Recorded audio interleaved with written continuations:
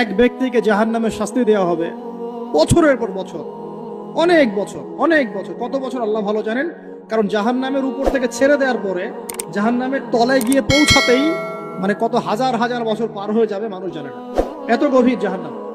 এখন পড়তে পড়তে পড়তে একটা জায়গা তাকে দাঁড় করিয়ে দেওয়া হবে, আযাব দেওয়া হবে, আযাব দেওয়া হবে, আযাব দেওয়া হবে। এক পর্যায়ে সে চিৎকার করতে থাকবে, ইয়া মান্নান ইয়া হান্নান, ইয়া মান্নান ইয়া হান্নান, এভাবে চিৎকার করতে করতে। এগুলো আল্লাহ পাকের নাম।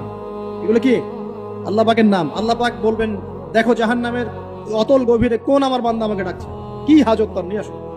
ওকে জিজ্ঞাসা করা হবে কি প্রয়োজন, সে শাস্তির অভিযোগ করবে। শাস্তির অভিযোগ করে তাকে বলবে যে আমার এই শাস্তি আমি সহ্য করতে পারছি না, আল্লাহ আমাকে এইটা দাও, সেটা দাও আমাকে, আমি যেখানে থাকি সে থাকার জায়গাটা ভালো না, আমি যেখানে বসি বসার জায়গা ভালো না, এরকম অনেক কথা বলতে থাকবে। আল্লাহ পাক তখন তার গুনাহগুলোকে স্মরণ করাবেন, মানে তার এই অবস্থা কেন হলো এটা স্মরণ করাবেন। এবার সে ব্যক্তি পিছনে ফিরে তাকে আবার পাঠিয়ে দেওয়া হবে, যাও পিছনে ফিরে যাও।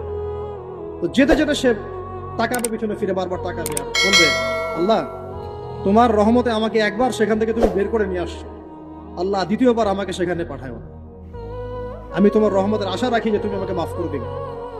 আল্লাহ পাক বলবেন, আমার রহমতের ওসিলায় সে আমার কাছে চেয়েছে, যাও আমি তাকে মাফ করে দেব।